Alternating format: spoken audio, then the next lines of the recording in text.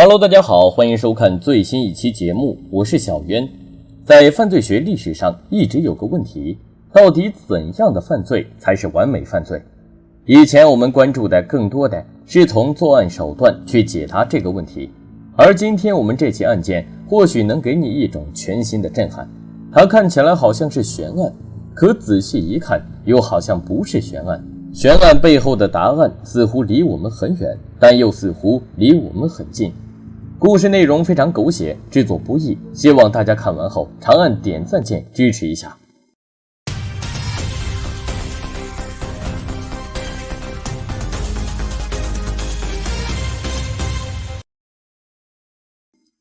一切还得从2002年的1月1日说起。那天晚上，美国丹佛市的一个小镇里正在举行着庆祝跨年夜的派对。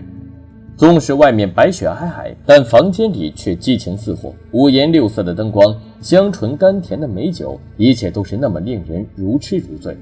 伴随这份如痴如醉的，还有俊男美女那份躁动的心。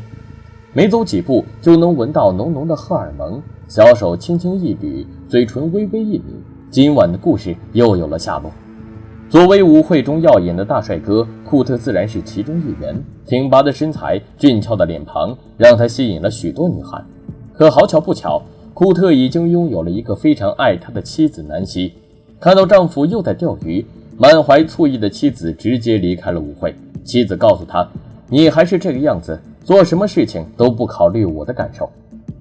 回到家中后，本以为两人的争吵会随着黑夜暂时落下帷幕，可一阵急促的电话铃声却将他推向了极致。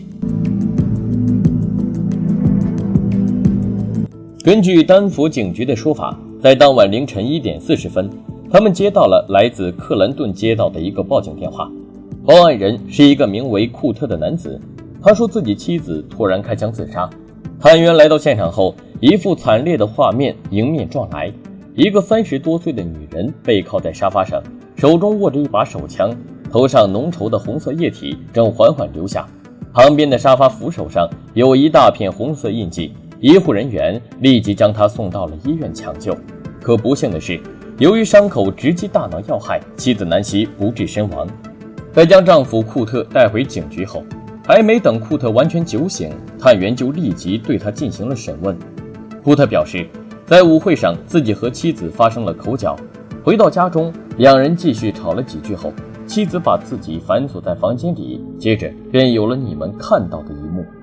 消息传开后，很快便引起了热议。在走访排查中，警方获悉，去世的妻子南希是广告公司的高管，丈夫库特则是 FEMA 的摄影师，隶属于美国国土安全部，平时主要负责重大事故现场的拍摄，经常在外地出差。例如当年美国911事件发生后，库特就被派到现场进行拍摄取证。南希的父母告诉警方，女婿库特为人非常幽默，女儿也非常喜欢他。案发的2002年是他们结婚后的第8年。母亲告诉探员，女儿不可能突然自杀，凶手肯定是女婿库特。案发5个月后，丹佛警方以1级蓄意谋杀罪起诉了库特。证据主要包括以下几方面：其一，根据警方多年的办案经验，一个人要是想自杀，那大概率会选择在自己独处的时候动手。可案发时，死者的丈夫正待在家中，当然这项证据并不能称为证据，只是情理上的一个观点。第二项证据，死者被子弹射入的地方是在右耳后上方，而不是常见的太阳穴和下巴。要想造成这个位置的伤害，就必须以一种很不常见的握枪方式扣动扳机，这与正常的自杀习惯很不相符，反倒像是第三人胁迫死者握住他的手扣动扳机，伪造成自杀的假象。第三项证据，最终审问时，丈夫库特说自己是在书房里听到枪声，然后才来到妻子旁边。如果事情真的像他所说，那妻子开枪时应该是一个人坐在沙发上，可沙发上的血迹表明死者被人移动过，因为沙发扶手上存在大片血迹，可警方到达现场时，死者的上半身是以垂直的方式坐在沙发上，背部还靠在墙上，这说明有人在第一时间移动了死者的身体，而这个人很可能就是丈夫库特。面对警方的指控，库特的辩护律师表示，事情完全就不是警方说的那样。辩护律师表示，如果我当事人库特是凶手，那为何枪支上没有他的指纹？同时警方也没有在我当事人手上发现火药残留物。其次，整个开枪过程死者完全有能力独立完成，你们怎么可以用所谓的习惯和常理来否定存在的可能呢？如果你们一开始就先入为主，认为我当事人是凶手，这是严重违反疑罪从无的原则。还有一点，我要跟大家强调，我当事人库特眼角的红肿只能说明他和妻子发生过肢体上的争执，但他绝不是我当事人犯罪的证据。面对这些反驳，警方补充了一些说明。在案发后的几天内，库特反复建议他们对他的双手进行火药检测，这多少有点此地无银300两的嫌疑。毕竟对于一个丈夫来说，面对妻子突然的离世，他更应该表现出悲伤，而不是着急证明我妻子真的是自杀。警方在调查时还发现，丈夫库特和妻子之间的矛盾非常严重，因为库特存在严重的酗酒和嗑药习惯。在案发前一年的2001年，两人曾到泰国旅游，期间库特曾瞒着妻子，偷偷和2个泰国人躲在一个小房间里嗑药，这让妻子南希非常恼火。从那之后，他们的关系便急剧下降。虽然库特双手的确没有火药残留物，可在他们当晚穿的衣服上，法医却检测到了火药残留物，这你要怎么解释呢？那库特的辩护律师要怎么反驳呢？面对这个矛盾点，律师没有正面回应，而是亮出了南希的一张手写纸条，上面的大概意思是说，世界上只有爱情和死亡才是最美丽的东西，库特，请你救救自己。这句话出自于一个诗人。律师表示，纸条上面爱情这个单词被划去，说明妻子南希在写下这句话时，她已经做好了自杀的准备，也就是说，这页日记就是南希的遗书。可对于这张纸条，丹佛警方却持不同的看法。警方觉得正常人不会这么写遗书，如果一个人要自杀，那他一般都会在遗书中向家人告别，例如我要走了，你们不要想我，不要悲伤等等。被警方这么一说，好像也的确是那么回事，正常人谁这样写遗书呀？可让库特家人没想到的是，在案发5个月后，在这个案件即将迎来审判的前一天，丹佛警方突然撤回了起诉。由于大部分陪审团成员偏向于南希属于自杀，所以一审中库特被判无罪。面对死者家人的质疑和不满，警方表示这只是暂时撤回起诉，他们还会继续调查案件，还死者一个公道。2002年6月14日，在被关押6个多月后，库特终于离开监狱，获得了自由。在新一轮的调查中，警方找到了新的证据。首先是库特的电脑，警方发现电脑最后一次被使用的时间是当晚7点，距离库特报案足足有几个小时，所以他们推断事情根本就不是库特所说的那样，自己在使用电脑时听到枪声，然后发现妻子自杀。除了电脑这项证据，在死者的一个左手指甲上，法医发现了一处可疑的伤痕，上面还有库特的 DNA， 这说明当时南希很可能发生过挣扎。除了物证，丹佛警方还找到了新的人证。库特从监狱被释放后，他的2名狱友向警方举报，库特曾向他们透露是自己杀了妻子。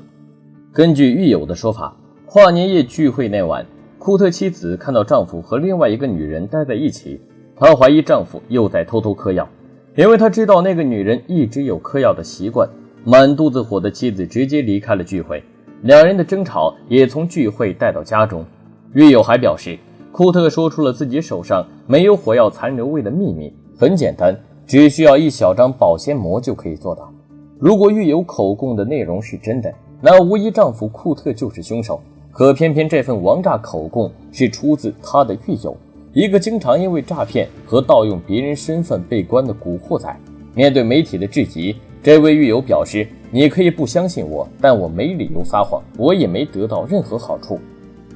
在案发2年后的2003年12月，丹佛警方认为时机已经成熟，便再次以1级蓄意谋杀的罪名向法庭起诉库特。可接下来发生的事情却出乎了所有人的意料。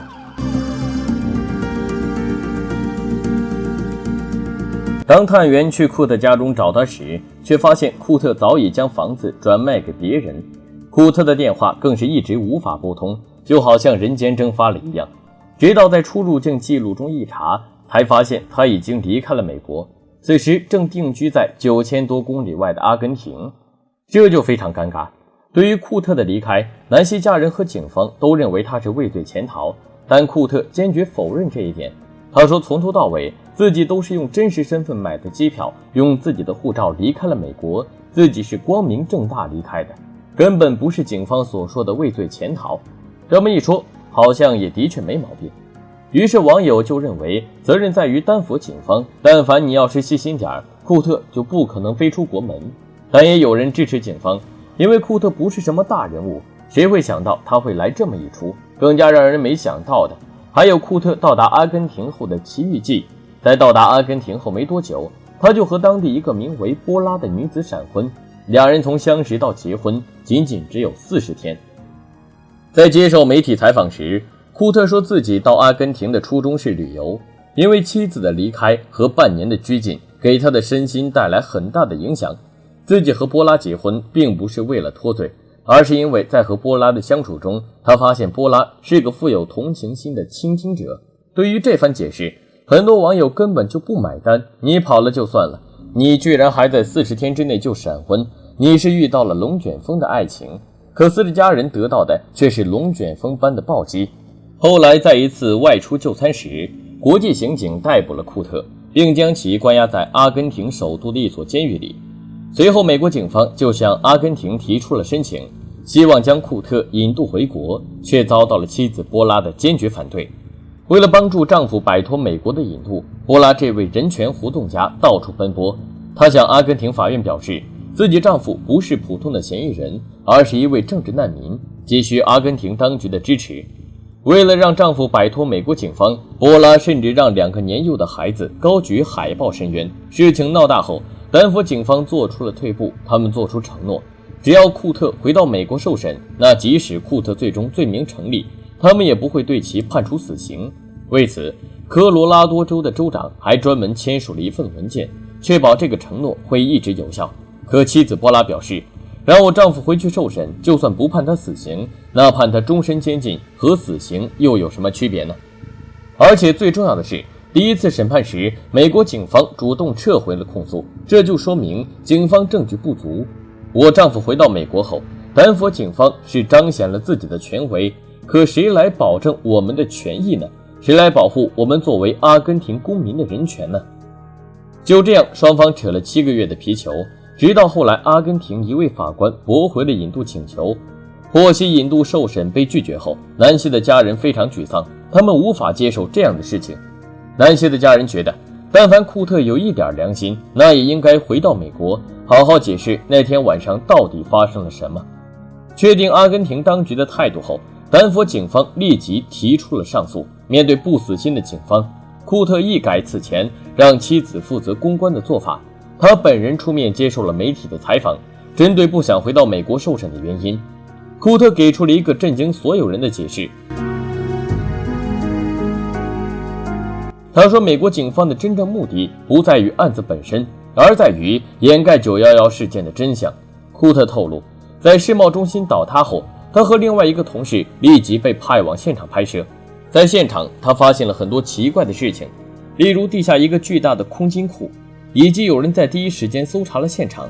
更让他觉得奇怪的是，失事飞机连座椅都能幸存下来，被严密保护的黑匣子却不翼而飞。同时，库特还透露，